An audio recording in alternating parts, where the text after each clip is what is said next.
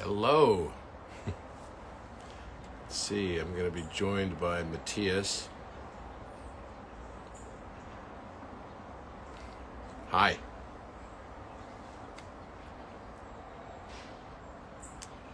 Let's see here. I'm going to be joined by Matias De Stefano, my good friend. Let's see if he's going to be on here in just a second. Let's see. Okay, hi. Hi, everyone. I'm at my house in Laguna Beach, and it's kind of a gloomy day today. There's the ocean out there. It's kind of foggy, but it's probably going to clear up. It always does here in Laguna. Hi, Michelle.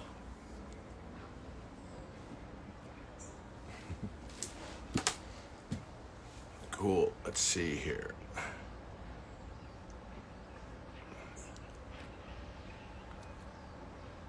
We've got a lot to talk about today. Matias is actually in Cancun right now, so he's going to be joining me from there. Love the podcast with Dear Jade. Great. Go check it out if you haven't seen it. It was a pretty good one for sure. Hi, San Diego. Recognizing a lot of people on here. Great to see everyone.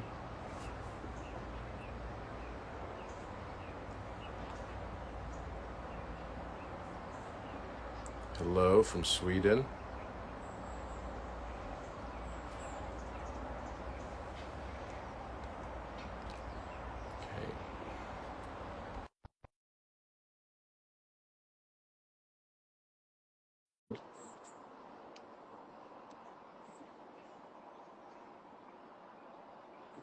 Okay, hi.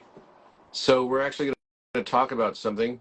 We've got another trip coming up to Egypt, and it's going to be a big trip. There's about 144 people coming on this trip, and it's going to be in February. And Matias is coming with us, which is going to be really fun. I've been to Egypt with him several times, and it's wild. There's just amazing stuff that happens every time that we end up together. Amazing stuff that happens with him by himself, but also on my trip. So we're kind of joining forces with several other people who are going to be on this trip as well, including my good friend Shervin Jafaria and several others. So this is going to be an outstanding one. I unfortunately will not be going to Turkey next week as I thought I was going to, because we had some problems with getting the film permissions from the country.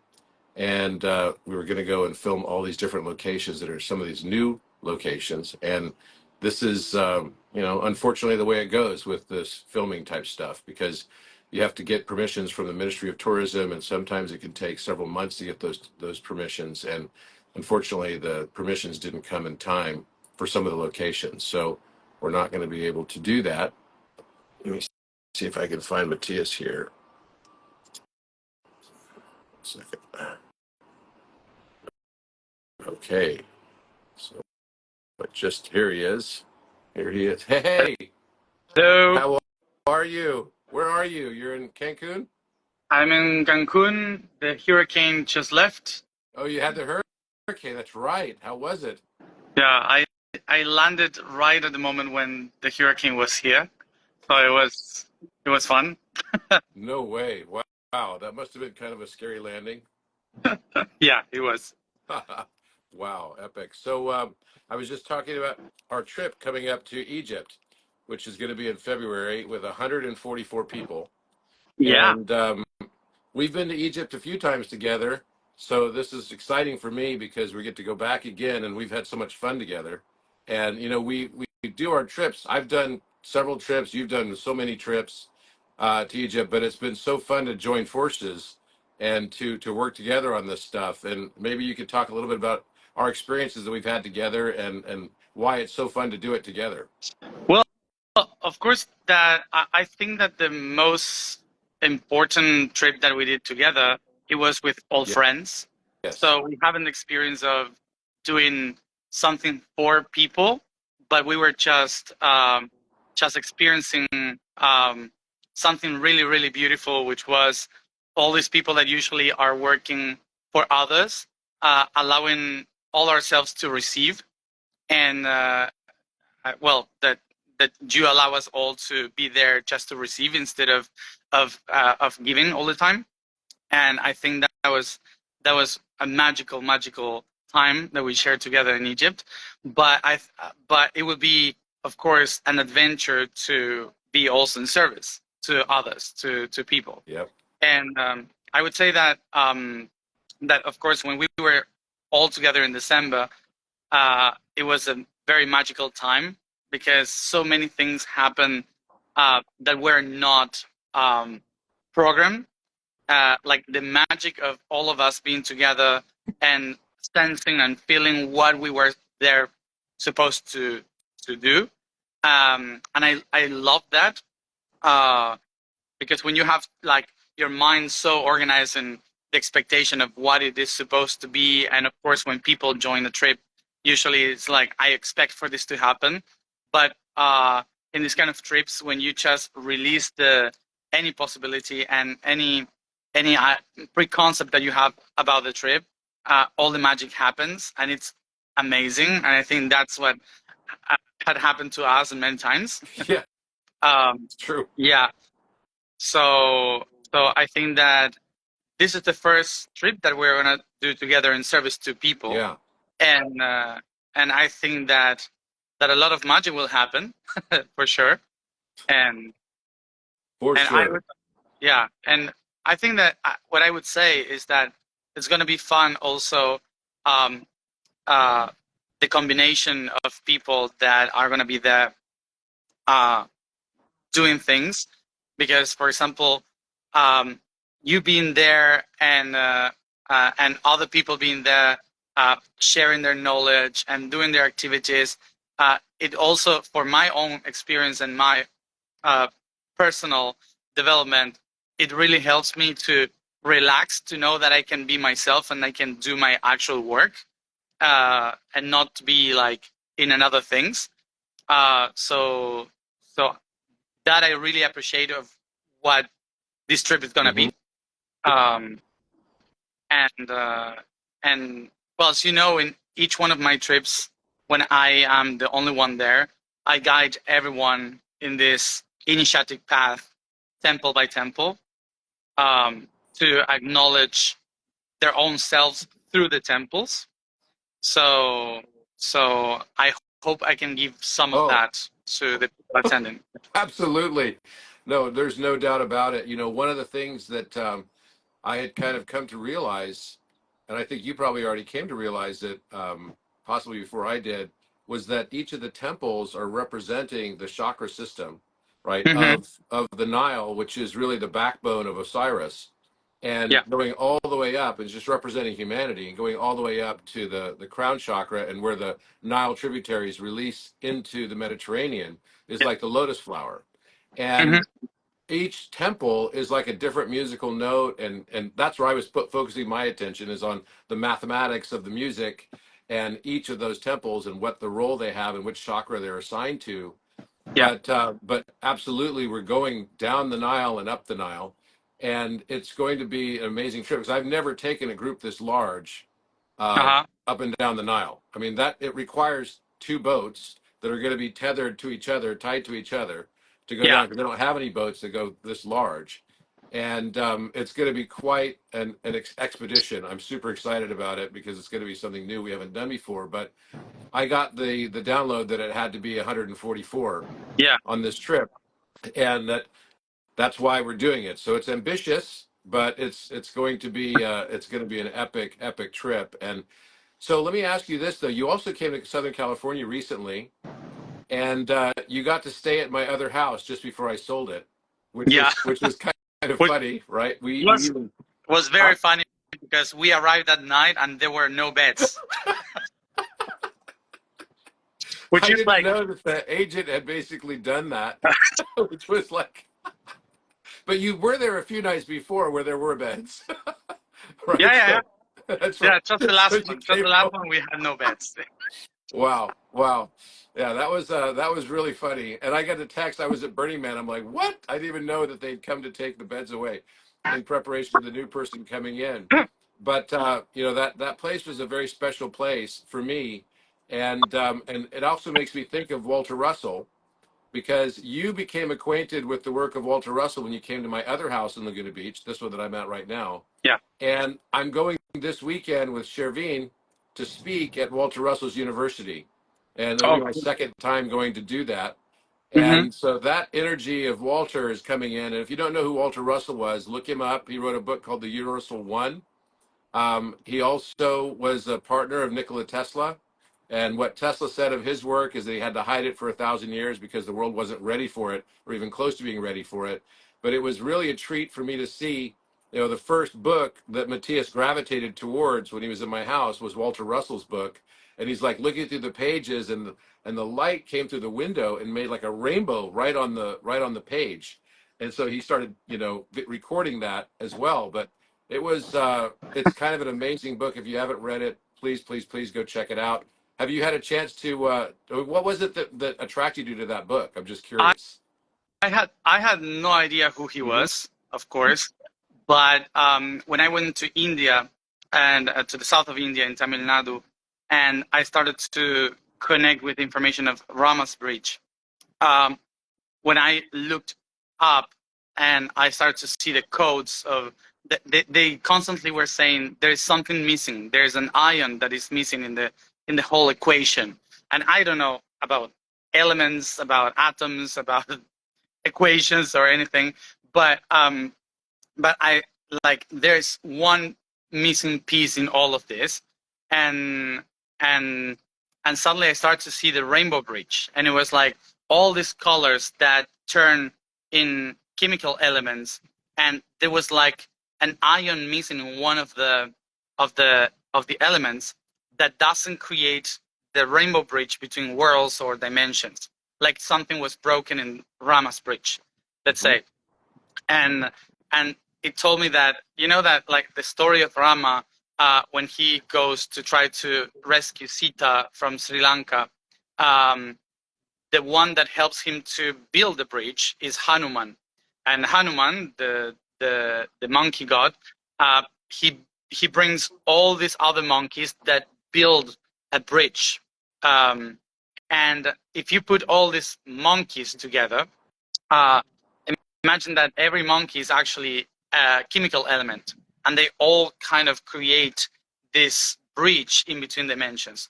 So, so what I saw there is that, find that element that is missing to create the rainbow bridge. So when we arrived to your house, and there was this book there, I was um, like, what is this? And then you explain me about who he was and what was his work, and I was like, oh my gosh, that's the breach of frequency that I was seeing in South India. So I opened it, and suddenly there was a clock, and it was all about time was broken, and that's why something is missing. Someone broke time. So when I opened the book there, suddenly the sun rises in the horizon and light a rainbow on the book, uh, and it creates exactly the shape of the clock, like the little hands of the clock. So basically, it helped me to understand, uh, that that they were telling me that in the book there are some clues to where to find that missing piece, something like that. So okay, And this is wild. First of all, we've never talked about this, no. but when I was in Bali about a month ago, right, a month and a half ago, Mm. with Dear Jade, with Jade, we were at Tanalot Temple, and Mm-hmm. you and I, we have synchronicities like all the time. It's totally Yeah. crazy. You'll send me a message. You're like, the name Edward's coming up, and I'm like, I'm going to Prince Edward Island on Monday. You know, Yeah. it's like, what Yeah. the heck? And Yeah. so I said, you know, I was with Jade, and we're looking at the three temples that were there, and they make the shape of Orion's belt. Like, Mm-hmm. what the hell? I was like the exact orientation, and I'd already discovered one in Florianopolis, Brazil. You know, Orion correlation. There have been several others that have just been discovered as well. Yeah. And if you've noticed, Orion is definitely high in the public consciousness right now. Meta just named their new product Orion as well. And then you've got Elon Musk 3 days ago talking about the explosion coming up of Betelgeuse, which is the Mm-hmm. shoulder star, the red star of Orion, that's going to be a huge supernova in our sky that you've also had visions about and told me about as well. Yeah. And so we're there, and literally there was a place right next to Tanalat Temple, the middle temple of the three. So right next to what I would call is Orion's Gate, right, which would be, Almanac. It's the star in the center. Mm-hmm. And so we were walking there, and there was an outdoor play going on, and the play was beautifully adorned. All of the costumes were amazing. It was unbelievable. And we didn't know what the play was, but it was the play of Rama and Yeah. Sita. That was so crazy. It's so insane. So we're sitting there, in the first scene, we see this guy running around with a bow and arrow, chasing after a golden deer. And I'm like, Yeah. what the? You got to be kidding me. Like, here we are. This is the Rama and Sita story. And you had just gotten back, this earlier this summer, Yep. right? I guess it was in the late spring when you went to Mm-hmm. India, and you called me up and you're like, whoa, I've just had a hero's dose.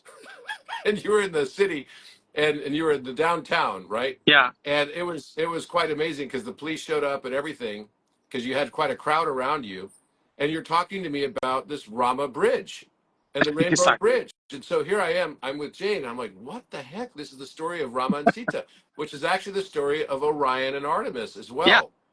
And it's Mm-hmm. the same story that's going over and over and over again. So Exactly. clearly this is in the consciousness somehow. Yeah. There, So what's going uh, to happen with this what bridge?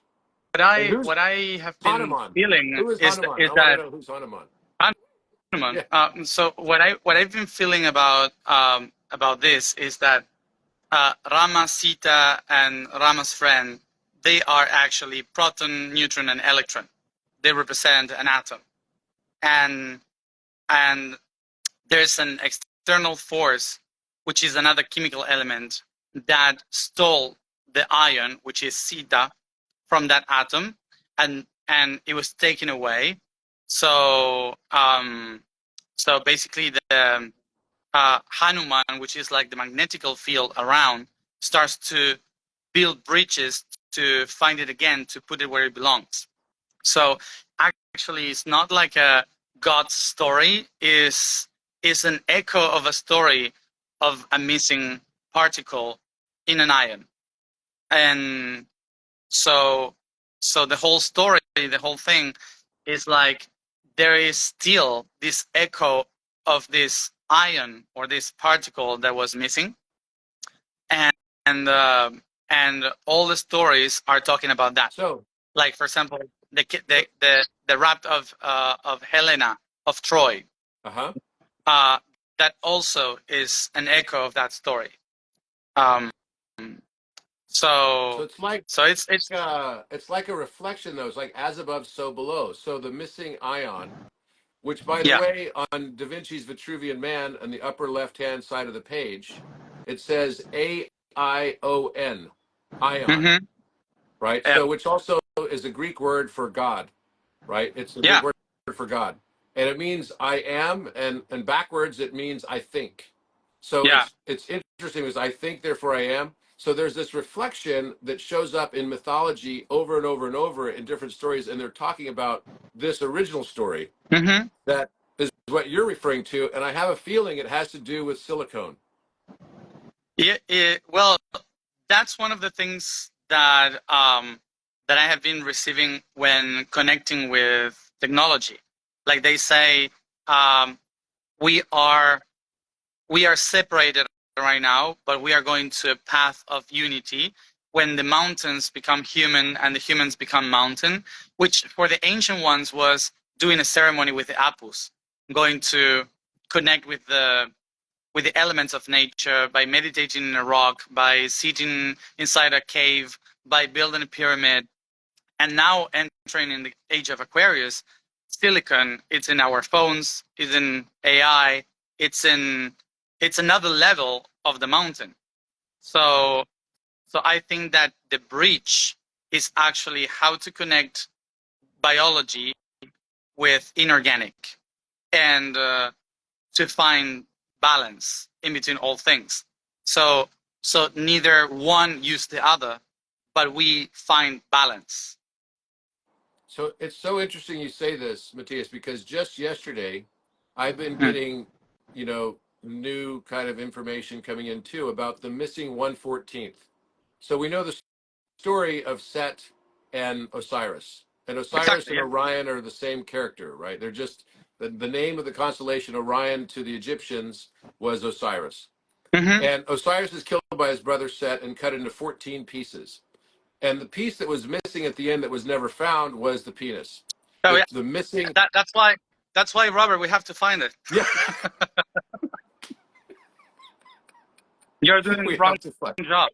Well, but here's the story, right? Again, another reflection of this as above, so below Exactly. concept. Because There's in the story, what happens? Isis recruits the help of Nephthys to pull back together the 14 pieces of Orion, and they don't find the last piece.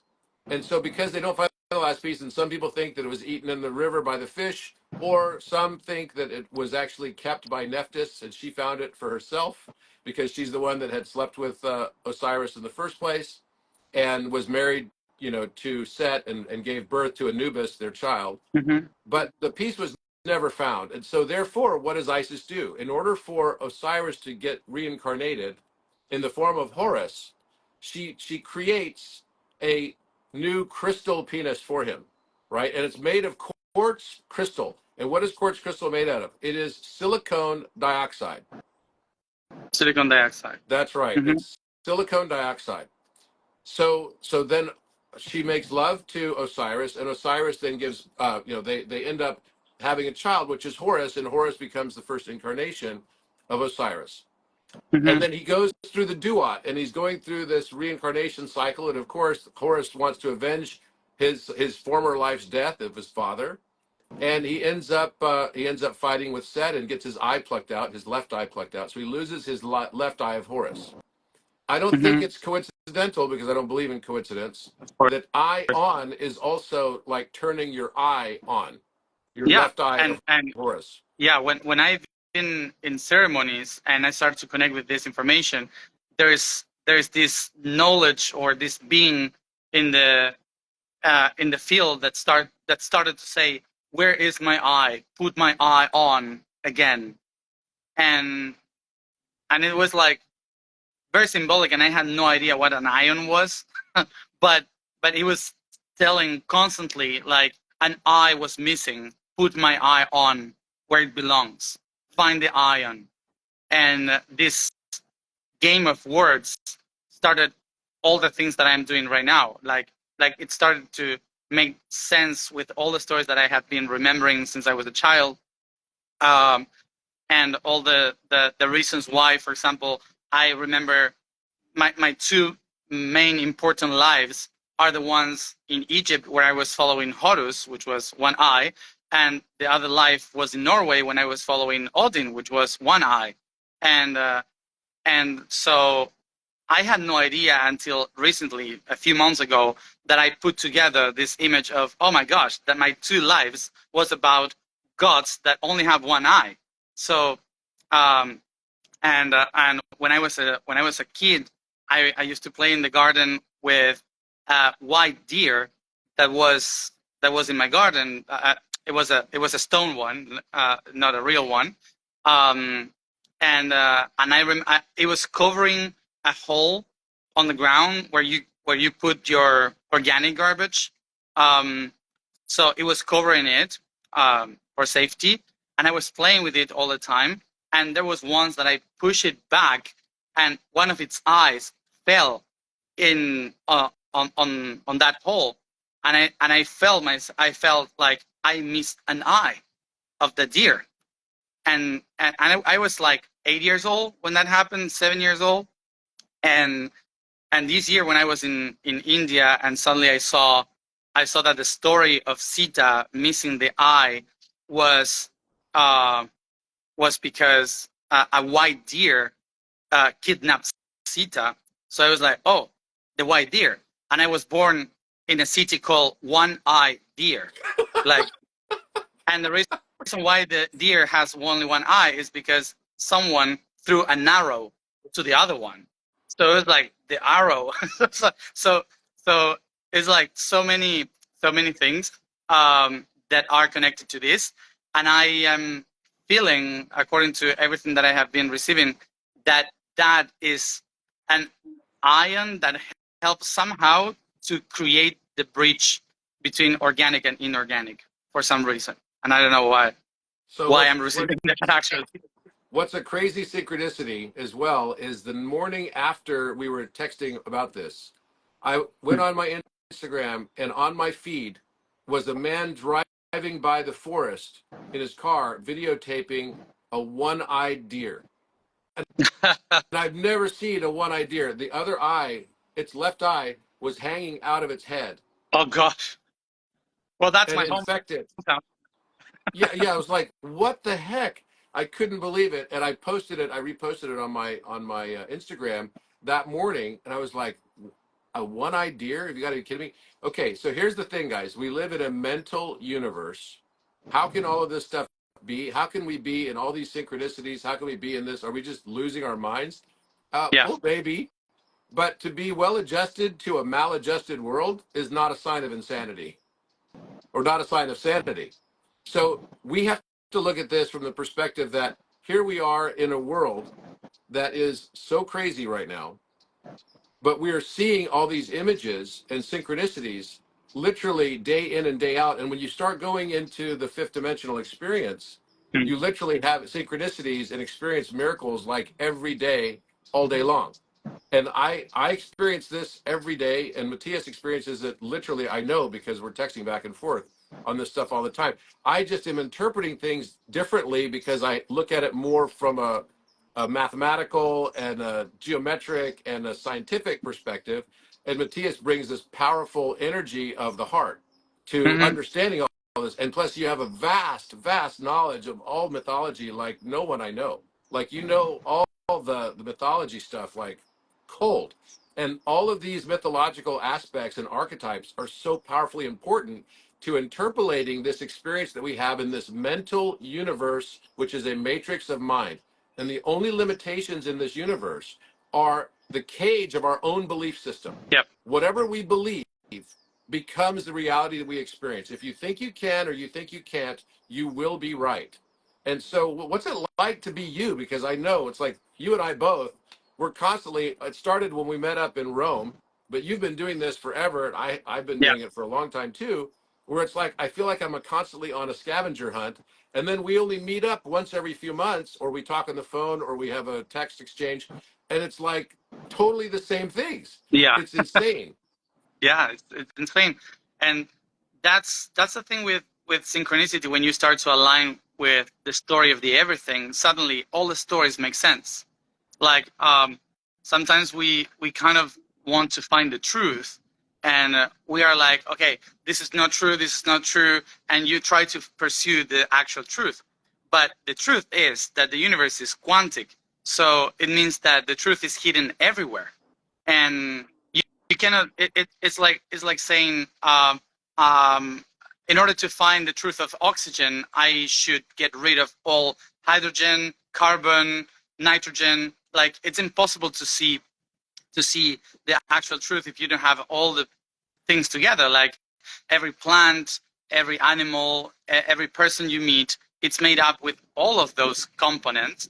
And so you cannot get rid of all the others to just find the truth, because the truth is being held in every particle, in every atom.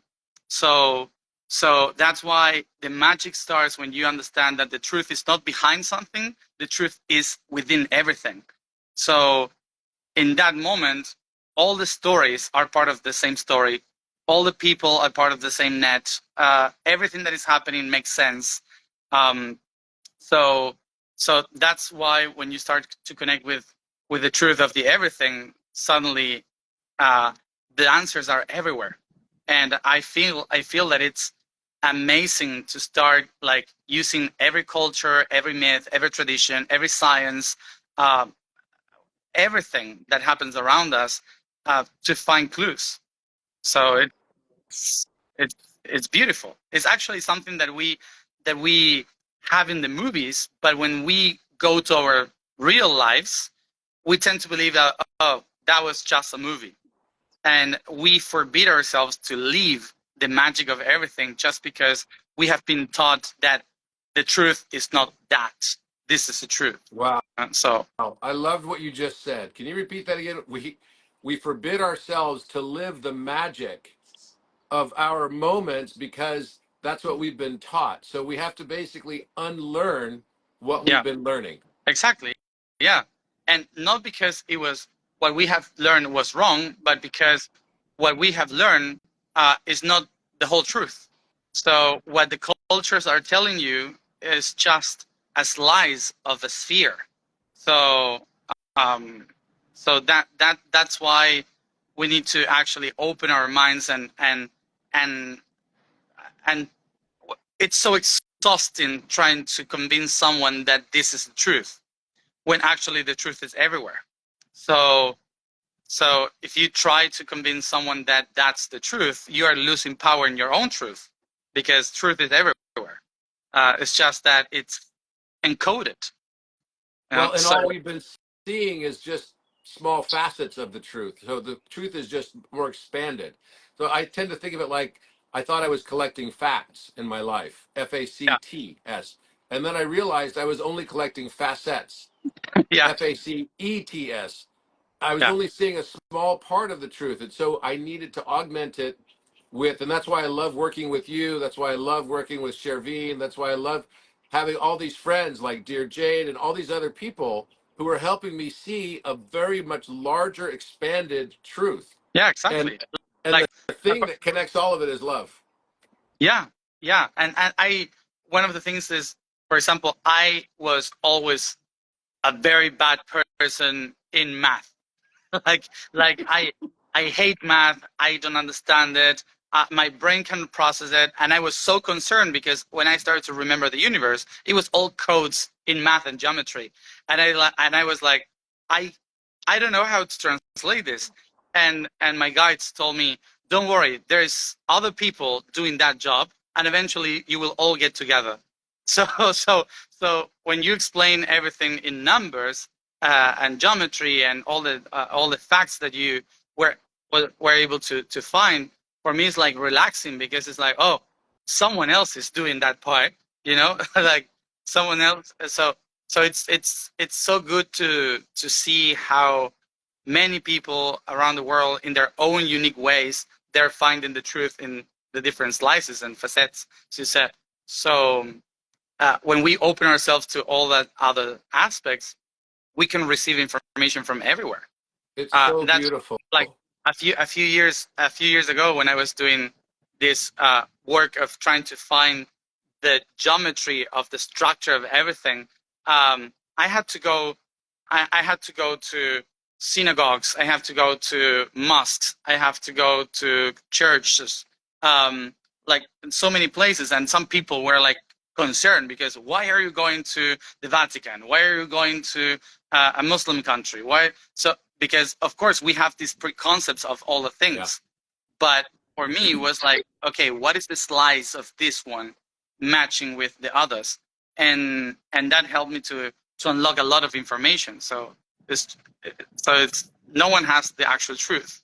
It's all a little bit of everything. So That, well said, because we've even met at the Vatican, and yeah, you came for when I spoke at the Vatican, and people ask me all the time, why do you speak there? And I answer with, where would I not go to listen to someone? You know, where should I not go to listen? That's the same question to me, because if someone is willing to invite me to speak on something like in the Vatican, where I spoke on proving, you know, the mathematical proof for God, yeah, and here I am speaking to a room full of archbishops on God being emergent and that the entire universe is God.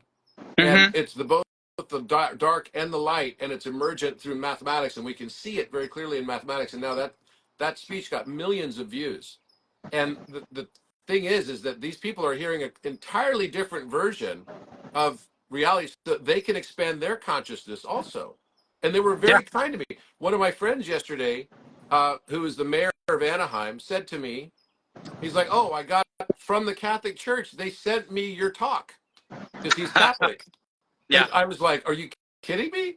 So it can have a huge impact. And so, you know, I spoke at United Nations as well. I do that because I hope to build a bridge when people that are opposing views can come Hmm. together and listen to each other. That's when the world freaking changes. Yeah, and that's where consciousness is to go to whatever we feel is disconnected and to bring connection, not to go against those who we believe are disconnected. Um, so, and that's assuming that we are connected, which for them we are not. So, so I think that to build the bridges until we understand each other, saying, okay, we are connected by in different ways. So I think it's really good to start changing the world in that way instead of creating enemies. I love what someone wrote on here. I just saw it flash by that love is the Rama bridge. And I think that's so beautiful because whatever it is that we find that, you know, Hanuman, and I want to go back now and study that story even more because I remember when I was there with Jade, Hanuman grabbed her right in the play because we were sitting right on the front row. Mm-hmm. Hanuman grabbed her out onto the ground, which is now making me think, okay, this is interesting because there must be something. And he was kind of like a cheeky monkey, you know. Hanuman was a cheeky Yeah, monkey. And so I'm starting to wonder now, what is this story and this archetype? Because again, when you realize you live in a U inverse of perception, truth can be found everywhere. Every person you meet, every circumstance you come into contact with, every experience can be divine and yeah, miraculous. It's yeah, you have to be open to that. And people that don't believe in miracles will never experience the miracle. You have to start to exactly. believe in it as well. So, Yeah. one last thing before we go, what what are the projects that you're working on right now? I know you're working on some big stuff in Hollywood even, but I don't know if you're willing to talk about it. I don't know. We are basically a lot of things are happening in which we are finally putting the philosopher's stone of the whole project that I am doing. So we are gonna be willing to share much more in a few months when we have everything more settled. Uh, but um, but of course, the whole thing it's been about being able to tell a story, to inspire with a story that could connect us all and activate the inner potential of everyone, uh, and to create the places where we could actually practice that. So it's like a holy trinity of things, which is a story, a net, and places where we could actually practice how to repair that bridge. And so a lot of crazy stuff are happening related to um, the the development of some scripts for movies, the development of some platforms to connect us all, like you are doing, and places where we could actually practice all of these things, uh, like starting to repair some of this connectivity around the planet. So many things coming, and we have to put them all written so people can understand it better. But we are all working on that. That's awesome.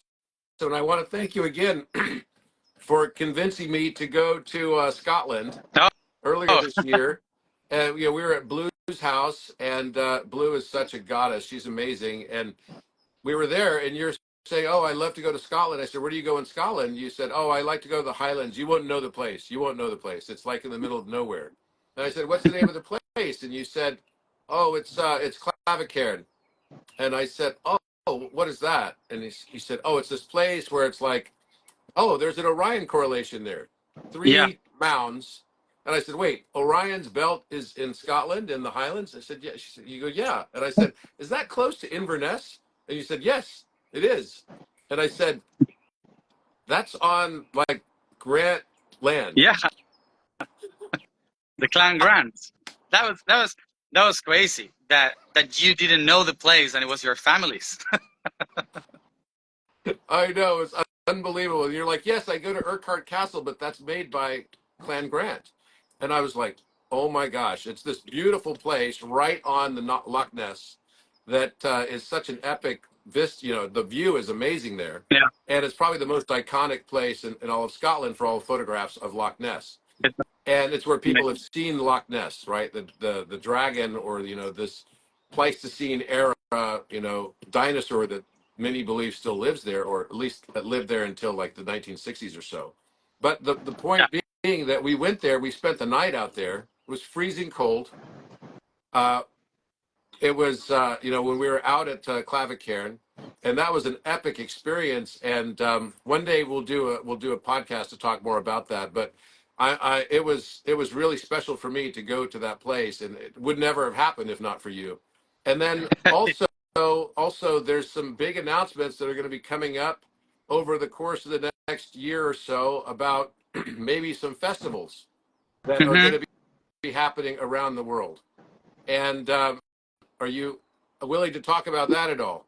Yeah, that's part of the third aspect of the project, which is to bring the right frequencies to the right places to start to balance some of those of that huge field. So the idea is to start projecting, creating these festivals where we could bring the right frequency, the right music to those places to start reactivating and reconnecting them.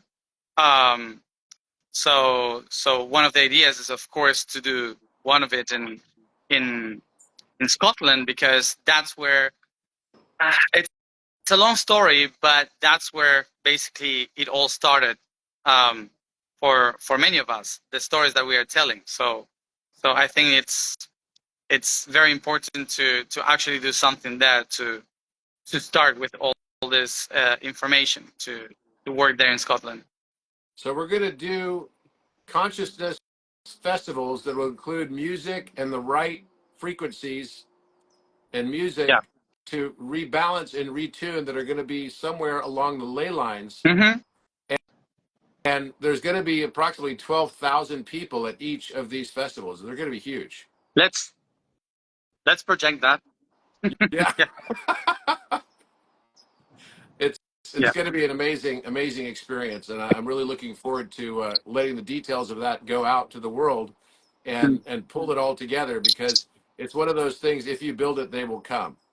And I'm pretty positive that that's going to be absolutely the case. Well, Matias, always great to see you, my friend. What are you doing in Cancun right now? I know you just Uh, did your equinox thing. I did the equinox.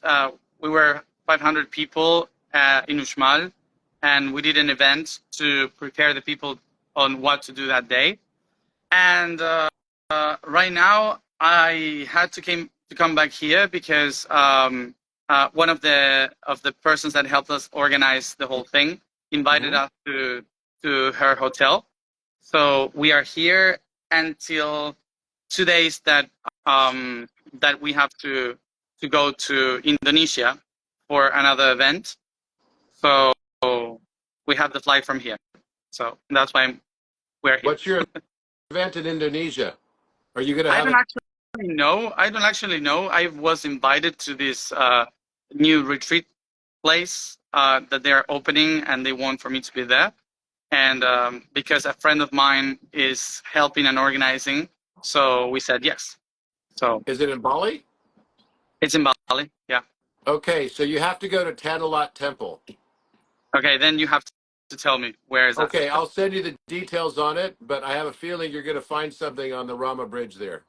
Cool. Yeah. Well, that's an important island for the bridge. Well, Um, it is kind of the location. Look, Bali is only two places on planet Earth where the ley lines cross exactly, right? Cutting across each other. One is Lake Titicaca, which is also the sacral center of Earth, mm-hmm. and the other is Bali. And Yeah. so Bali has a very unique thing. It's not coincidence that you're going to Bali. Yeah. There's definitely Also, something related to but it. biologically is like the great barrier of life. It's a very interesting thing that in Bali all the animals that are on the left of the island, at the west of the island, at the west of this line, are completely different from the animals that are at the east of the line, and they don't cross. So it's like an imaginary wall in biology for millions of years, and it's very, very, very interesting. Yes.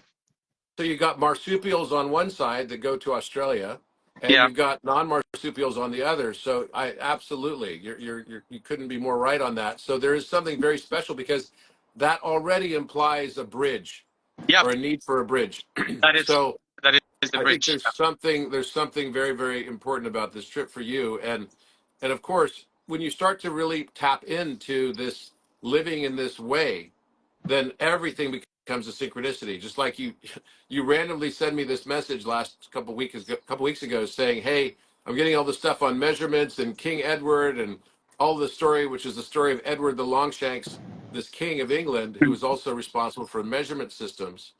Oh yeah, And then that's you're another like, whole and story. then say again. That's another whole story to go into. That's a whole story. Absolutely, we'll save that. We're going to do a podcast also. We're doing another podcast in October, Yeah. and I'm really looking forward to that. We'll go deep on some of these things and lots of others as well. But such a pleasure to see you, my friend, and super excited about doing Egypt together in February. Yeah. It's gonna be amazing for It's sure. going to be amazing. All right, love you and love to everyone here, and have a wonderful rest of your day. And just know that miracles are just around the corner of belief. The moment that you actually start to believe and understand that this is your life is when it becomes your life. So go ahead and embrace it and fall in love with this experience. Love to you all. Bye-bye. Bye.